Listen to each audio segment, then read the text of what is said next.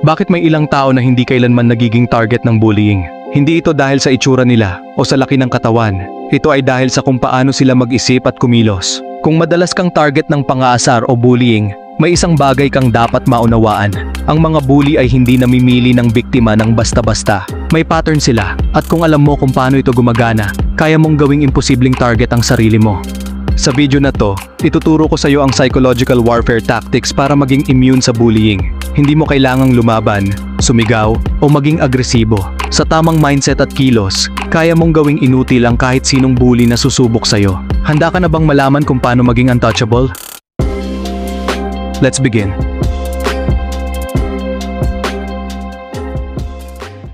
Ang unang tanong na kailangan mong sagutin ay, bakit ka nagiging target ng bullying? Simple lang ang sagot. Ang mga bully ay hindi basta namimili ng kahit sino. Pinipili nila ang mga taong tingin nila ay mahina, madaling asarin, o madaling maapektuhan. Ano ang hinahanap ng bully sa isang target? Una, naghahanap sila ng kahinaan, hindi lang sa pisikal na aspeto, kundi pati sa emosyonal at mental.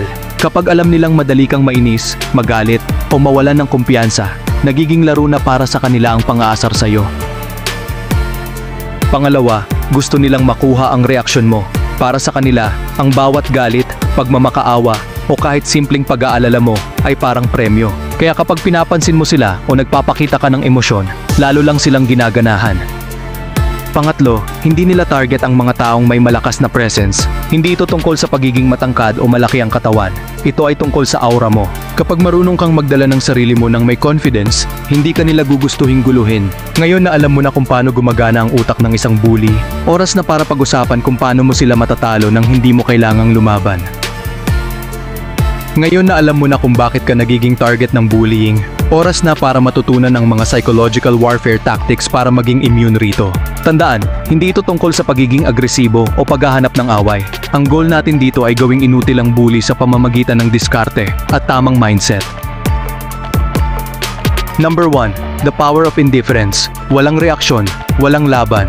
Ang pinakamalakas na sandata ng isang bully ay ang reaksyon mo. Kung hindi nila nakukuha ang gusto nilang emosyon mula sa'yo, nawawalan sila ng gana. Kapag inasar ka ng bully, ano ang natural na reaksyon mo? Malamang magagalit ka, maiinis, o magtatangkang lumaban pabalik. Pero ito mismo ang gusto nilang mangyari. Ang solusyon? Huwag magbigay ng kahit anong emosyon. Kapag tinawag kang duwag, huwag sumagot. Tingnan lang sila saglit tapos lumakad palayo na parang walang nangyari. Kapag sinubukan kang asarin sa grupo, tumawa lang ng bahagya at magpatuloy sa ginagawa mo. Kapag nakita nilang hindi ka naapektuhan, mawawalan sila ng saysay sa pang-aasar nila. At kapag nawala ang thrill, titigil sila at maghahanap ng ibang target. Number 2. The unpredictability tactic. Guluhin ang utak ng bully. Ang mga bully ay umaasa sa predictable na reaksyon ng biktima. Kapag alam nilang magagalit ka o matatakot, doon sila nagiging mas dominante. Pero paano kung bigla mong baliktarin ang laro? Kapag inasar ka, tumawa at sumang-ayon sa sinasabi nila. Halimbawa, kapag tinawag kang payatot o pangit, sagutin mo ng, "Oo nga pero kahit ganito ako, mas marami pa rin akong nagagawa kaysa sayo. Nice observation, pero mas maganda pa rin ang buhay ko kaysa sayo." Dahil hindi ito ang sagot na inaasahan nila, nagiging awkward ang moment, at madalas, kapag hindi nila nakuha ang reaksyon na gusto nila, sila pa ang nawawalan ng kumpiyansa. Number 3. The psychological mirror strategy. Gamitin ang energy nila laban sa kanila. Isa sa pinaka-epektibong paraan para gawing inutil ang bully ay ang paggaya sa kanila sa hindi nila inaasahang paraan.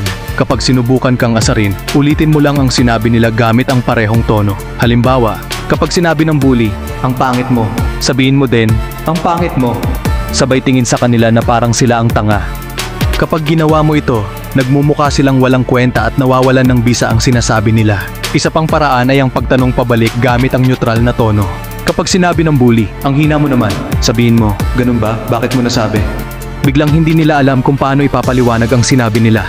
Kapag masyadong maraming tanong, nawawalan ng momentum ang bully at madalas silang sumuko. Number 4. The silent dominance approach. Ang katahimikan ay isang sandata. May kasabihan, "A lion doesn't lose sleep over the opinions of sheep." Sa mundo ng bullying, minsan ang pinakamakapangyarihang sagot ay walang sagot. Kapag inasar ka, huwag kang tumawa, huwag kang sumagot, huwag kang magpakita ng kahit anong emosyon. Tumingin ka lang sa bully ng diretso sa mata, hindi na kailangang seryoso o galit, neutral lang. Ito ay nakakagulo sa utak nila dahil sanay silang makuha ang gusto nilang reaksyon.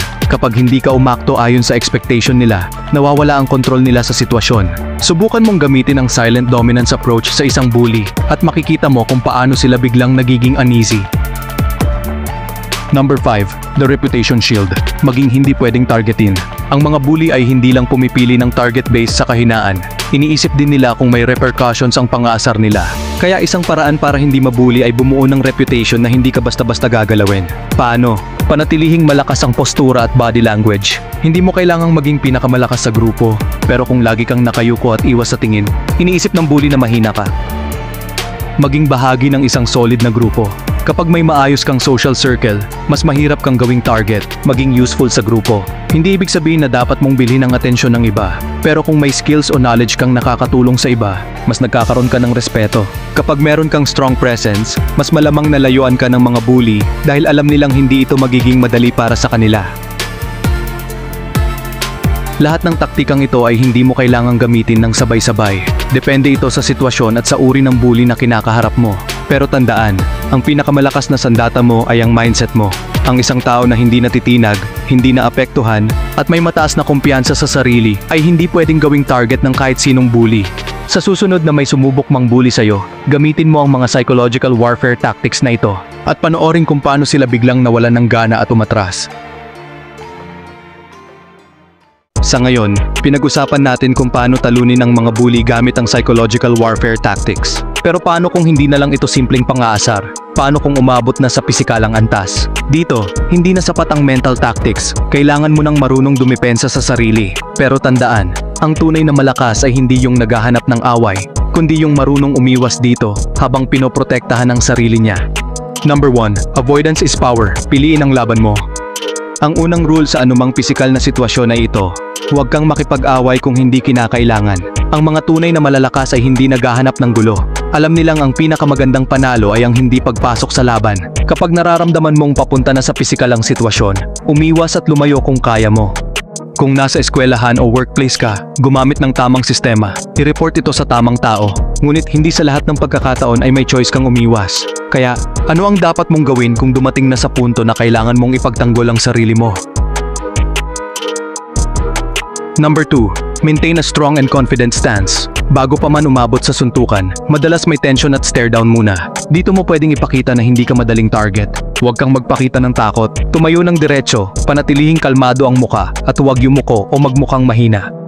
Panatilihin ang distansya. Kapag masyado kang malapit sa isang bully na agresibo na, mas madali kang atakihin. Kapag nakita ng bully na hindi ka natatakot at handa kang ipagtanggol ang sarili mo, madalas ay mag-aalangan sila. Number 3. Learn basic self-defense para hindi ka gawing boxing bag.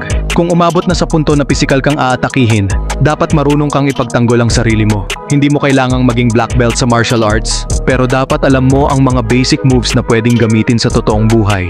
Alamin ang tamang blocking techniques. Kapag sinusuntok ka, mas mabuting harangin ito ng forearm mo kaysa mukha mo ang tamaan. Gamitin ang lakas ng kalaban laban sa kanya. Kung may umaatake sa'yo, minsan ang simpleng pagilag o pagtulak gamit ang tamang timing ay sapat para mawalan siya ng balanse. Targetin ang mahihinang parte ng katawan. Una ang ilong.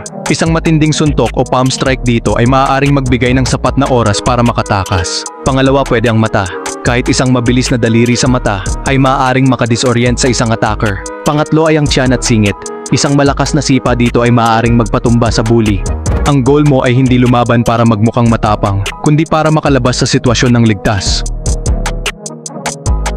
Number 4. Control your emotions. Huwag magpadala sa galit. Kapag inaaway ka ng pisikal, normal lang na makaramdam ng takot o galit. Pero ang emosyon ang pinakamalaking kaaway mo sa ganitong sitwasyon. Kapag nagpanik ka, mawawala ang focus mo. Kapag masyado kang nagalit, mawawala ang diskarte mo. Dapat manatili kang kalmado at nakatutok sa isang goal, ang makaligtas sa sitwasyon. Number 5. Get help. Hindi ibig sabihin mahina ka. Kung ang bullying ay patuloy at lumalala, huwag kang matakot humingi ng tulong. Kung nasa eskwelahan ka, kausapin ng isang teacher, guidance counselor, o kahit sinong may authority. Kung nasa workplace ka, i-report ito sa HR o sa isang supervisor. Kung nasa lansangan ka at may nagtatangkang saktan ka, lumapit sa pulis o sa isang grupo ng tao para makahingi ng saklolo. Tandaan, ang pagiging matalino ay hindi pagiging duwag. Sa mundo ng bullying, ang tunay na malakas ay hindi yung pinakamalaking tao o yung pinakamagaling lumaban, kundi yung may utak at diskarte. Kapag alam mong kaya mong ipagtanggol ang sarili mo, mentally at physically, hindi ka na magiging biktima. Laging tandaan, hindi mo kailangang maging bayolente para matakot ang bully. Pero kung dumating ang panahon na kailangan mong ipagtanggol ang sarili mo, dapat handa ka. Ngayon, alam mo na kung paano maging immune sa bullying gamit ang psychological warfare tactics. Natutunan mo rin kung paano ipagtanggol ang sarili mo kung sakaling umabot sa pisikal na sitwasyon. Pero tandaan, ang tunay na panalo sa laban na ito ay hindi sa pagiging agresibo, kundi sa pagiging matalino. Ang bully ay nawawalan ng kapangyarihan kapag wala silang kontrol sa emosyon mo. Kapag hindi ka nila kayang basagin, hahanap sila ng ibang target.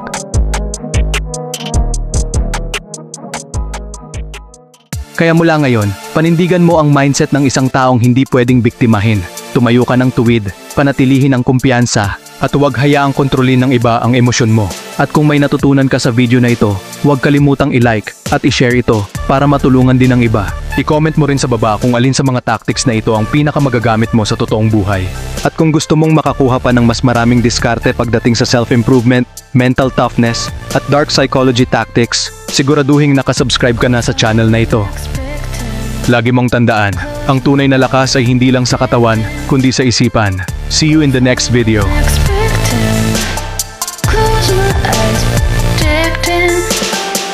But do I look like your next victim? Go find your next victim. But do I look like your next victim?